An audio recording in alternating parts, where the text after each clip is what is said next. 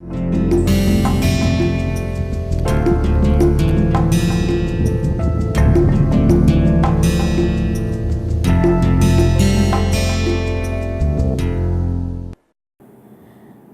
the topic of the last lecture of this module is focusing on the contemporary profile of Indian traditional folk art. It's very important to realize now how Indian folk art of today's time, as we discussed that it has lost its traditional relevance in terms of its functionality, and it has come up with a different perspective that was there inbuilt into its traditional form, but right now we are emphasizing on a very different thing, that is the basic language, the idioms of folk art that can be taken out and understood and interpreted in the modern term. So in that way we also need to see how we place Indian contemporary folk art to the contemporary cultural margin. Can we include that into the mainstream art practice? Can academically trained contemporary artist of today's time, who has studied in his or her own country and abroad, who is exposed to a wide range of art practice, who is well read, academic and full of other virtues, can the person be matched with the virtues of the contemporary folk artist, who is also exposed to many cultures and who knows the traditional skill and the contemporary expression? So these two people are learning the same skills parallelly, but can we place them together? Is it possible to merge the two sensibilities together apparently and from within? So from there lies the significance of understanding the time, understanding the people who initiated all these things, understanding the operating factors that has changed the fiber of this practice to this extent. So let's see, if we go back and try to understand the contemporary profile, the first thing that we see as example, that there had been initiatives from the part of Stella Cambridge, from the part of J. Swaminathan and many other people who wanted to put all these painters under the same roof on a same platform, and there had been initiatives like that. Stella Cambridge was the first to curate any serious art show of Indian folk art and tribal art as an endeavor to historicize them in their contemporary cultural contexts. The world art since emergence and the formative years knew no conflict between utility and aesthetics. It is only much later, as the civil society was introduced with homogeneous mass production, the context of pure aesthetics prominently comes to the scene. In our country, the existing art practice surfaced on a classified spectrum as per the colonial way of viewing it.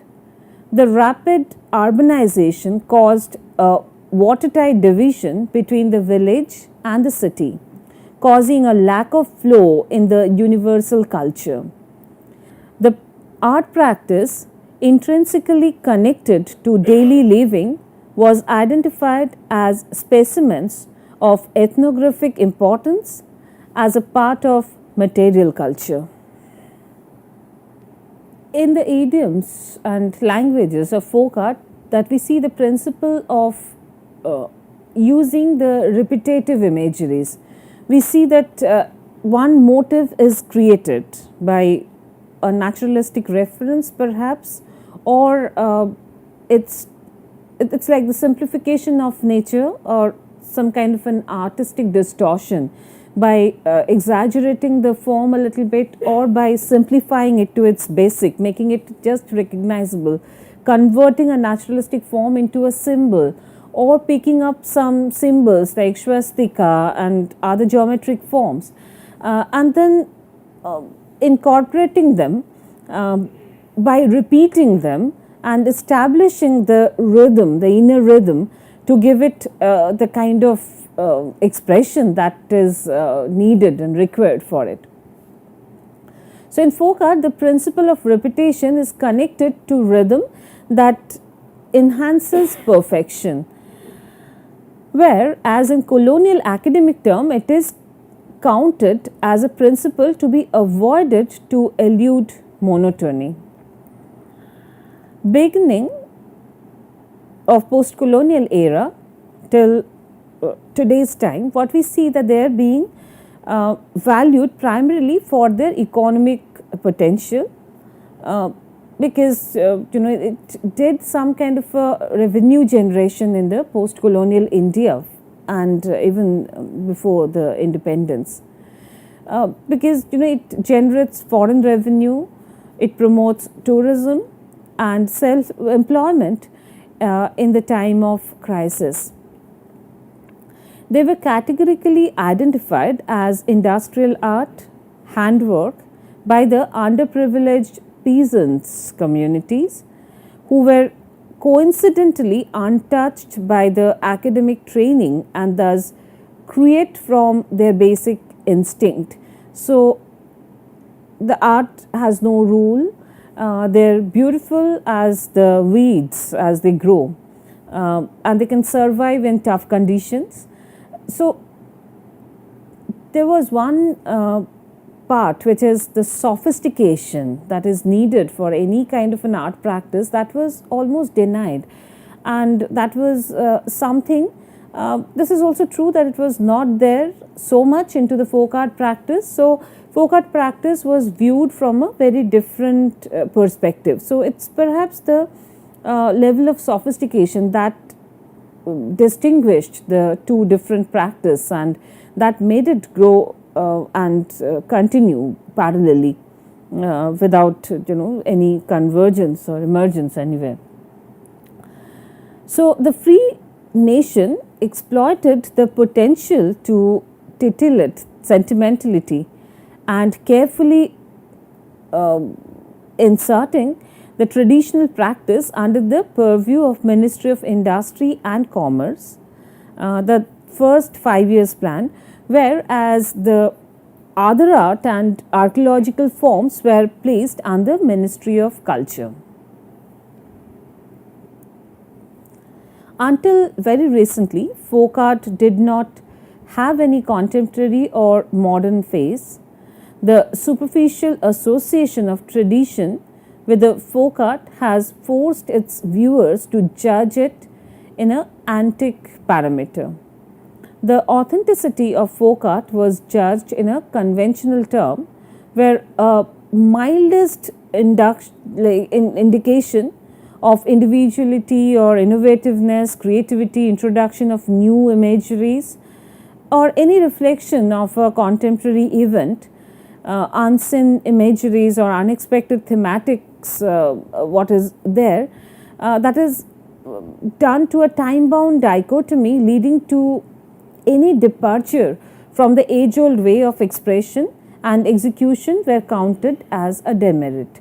So, when we saw a speech bubble in one of the traditional Kalamkari Ramayan practice, it came as a shock for many people. And we often wonder, okay, that is like if somebody is a buyer who is going to buy a traditional piece and something like that is known as authentic, they may feel that this particular piece is authentic because the artist is using speech bubble and that. In fact, when we see the train, bus, the motorcycles, the modern cars and other vehicles in Madhubani painting, in the painting traditions of Patachitra in Bengal and other places, we often wonder whether they can be called as traditional folk art or they can be called as folk art at all or not. And we specifically identify that there are new elements in folk art without even giving it a thought that, as we said, the artwork is done by the people and for the people. So if it's done by the people and for the people, who are those people? They belong to today's time, and there has to be today's sensibilities and today's imageries included into the artwork, and we should not be shocked about it. So the social status of the practitioners places them away from the elites to look down upon them. The intellectual scholar category determines the destiny of academic art with a classical measure to control its course. And there are class differences for obvious reasons, and it's as similar as, like, it's not a communist perspective that is there everywhere. So when we look at the artwork of these people who are underprivileged for a very long time, we hesitate and to bring them into the mainstream category.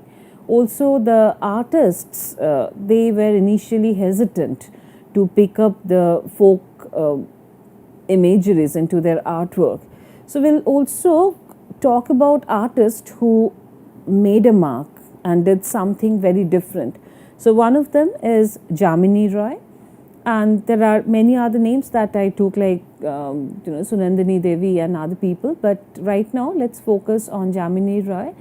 And I'm not going into the detail of his work, again, not to divert you from our current topic, but we must know all these people and make further study into their work. So I'll quote certain thing from a very recent retrospective exhibition that held in 2013 in Delhi, and I'll talk about Jamini Roy in that particular context. So it is the same context of the possible symbiotic coexistence of folk art and academic practice that has rarely been effective in a modern art scenario. Behind the simplified line and color formations, Jamini Roy made a conscious effort to bring in the nonsense of modernity in his artistic expressions that was obligatory rather than instinctive. So I'll read a quotation from the writing of Shailajit Tripathi in the Hindu, June 21, 2013, that I found to be relevant to put in this context. So it's written about the exhibition that they put up. The goal is to re-examine Jamini Roy. We wanted to contextualize him. The exhibition shows the way he projected the rural and indigenous community. I wanted to show he was experimental. When he moved to the folk idiom, the figuration, lyrical lines, and idyllic pastoral scenes evoke a certain kind of feeling and mood which is very close to the atmosphere of Krishna and Vrindavan. On the other hand, his figuration in his Christ series is so different. There, the figures are erect, straight, with hieratic poses.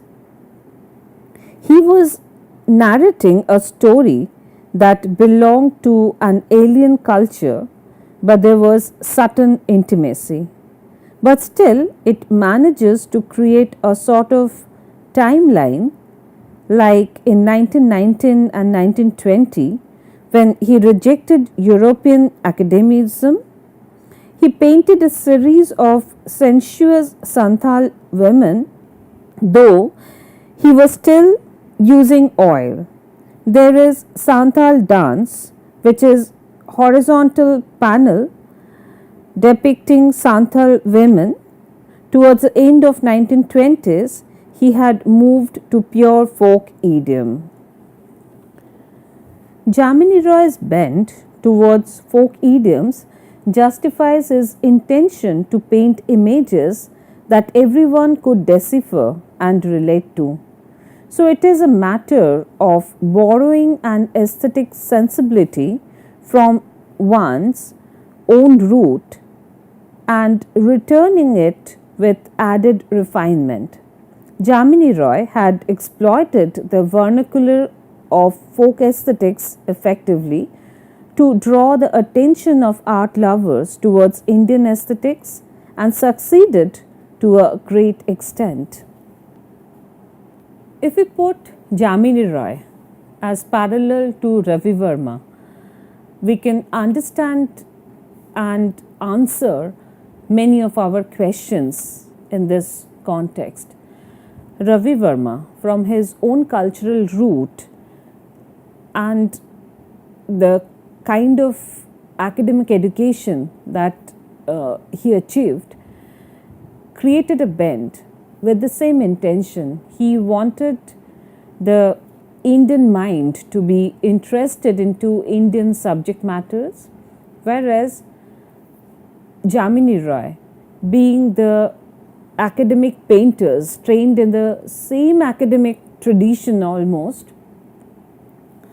he shifted to the rural Indian style to give the Indian feel to the Indian people, because he knew that he has to do something Indian, and the entire question of Indianness is taking its own term, and then the turn is telling us how they're shifting and moving. So in Jamini Roy, when he is picking up a tradition by going back to his own village where he was born, before he left for the academic training in a European style, he comes back and he meets the patuas of his own village. He goes to the traditional potters. He spends time with them. He lives with them. And then he masters the technique of there. He got inside the rural living, and he could understand that the style is lying there. Of course, when he brings it as a contemporary expression, as a contemporary artist, he came up with a much more sophistication. And that was also perhaps needed for the Indian folk art. So he was an example, and there are lots of saying that sometimes he was also as popular as Ravi Verma. If I cannot measure it very objectively, but still. Jamini Roy's painting was there in every wall, everywhere. Even now, there's a lot of demand for Jamini Roy's prints. So, in his lifetime, only he had to produce one painting several times. It is also said that he appointed quite a few artists, the village painters of that time, to produce those things, because he was not able to supply them into the sufficient number. So, we can make out that this is one sensibility that was highly adored by people, because that was perhaps a need of the time, and that too he wanted his work to go to each and every hand, regardless of their cultural identity, regardless of their ethnic identities and all. So from there, let's also focus into a very different direction to talk about the amateur and the professional, because as we are mentioning here that this is something that when Jamini Roy is nurturing a rural style, it's not just instinctive, but he is giving it an academic dimension. So from there, we are coming back and we are trying to understand the difference or the affinities that the amateur and the professional artist they establish in their creations. So I'll again quote K.G. Subramaniam in this context, that our educational system has broadened and diversified in the last few decades, but despite this, we are left to wonder whether it is tailored to our real content. Our educational system has broadened and diversified in the last few decades, but despite this, we are left to wonder whether it is tailored to our real context. Not only does it seem to have lost sight of its basic objectives, but also of our immediate social needs, such as employment and ordered group behavior. So, for contemporary Indian art and indigenous identity in Indian art, in that matter, the concern continuously shifts, and it's an ongoing process even now. It shifts its focus more than the conflict of vernacular or academic, and moves into the conflict of this academic and the professional. Education responsive to social needs and profession, reflective of a particular ethnic society, can contribute to effective human operation. It concerns better functionality that mends the gap between the nature and the culture within a social periphery. The aim of education, if only, is to create a culture, then the norms of the culture should also be verified with a greater responsibility from everyone's side, from the creators, from the viewers, from the critics, from the academicians, the curators, the historians, and everybody is a part of it. If showing pictures and singing songs are looked down upon or considered as a derogatory profession of the derogatory category, then the education system should also be refined enough to indoctrinate the essential worth of the traditional art or any kind of traditional act, rather than eliminate it from the academic discourse.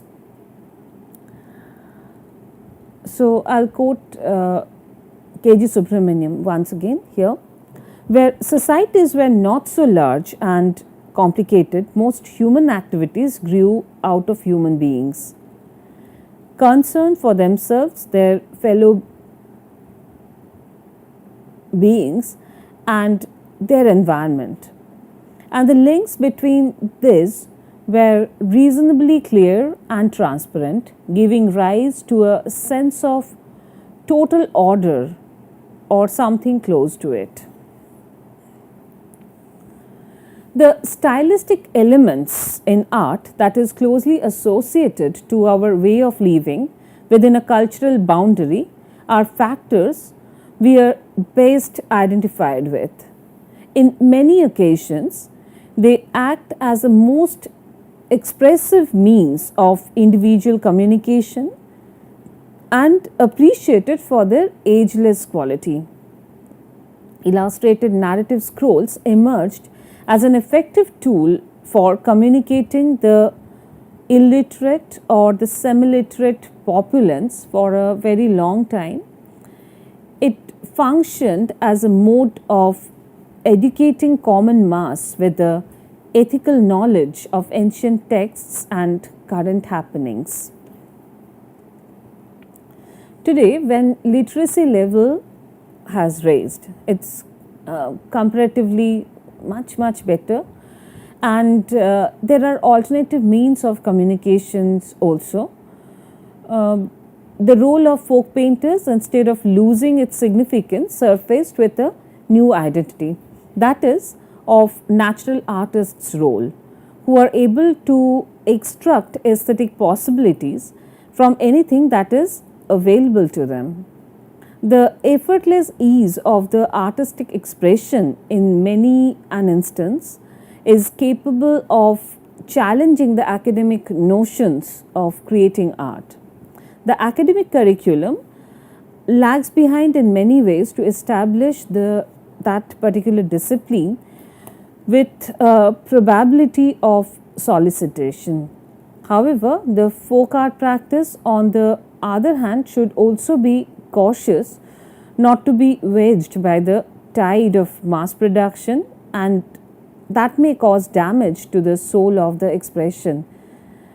So it's all about how artistically we interpret them, how artistically we realize the need of expression, and it all depends on that. It should not be surviving for the sake of it.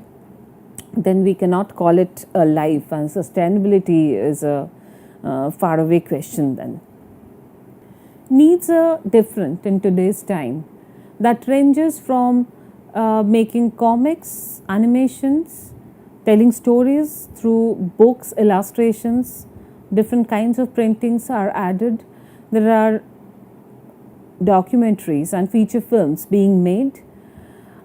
There are many other ways of the communication outreach through media, through culture, but ultimately it's a storytelling that is connected and that is nurturing the fiber of it for a very long time. So understanding the time, understanding the ideologies of the time, the exponents who realized that and they acted in a timely fashion in spite of many other influences had been discussed in this module, the module 7, and I would like you to do the further studies on it because it's a wide range that is not written in one textbook, it's not put in one text. So I try to compile them for the as a study material as much as possible, but we need to do reading into the direction because it's something that I'm just touching upon many different issues to conclude. So in our next module, we are going to conclude these things with many other references and bring it to an end.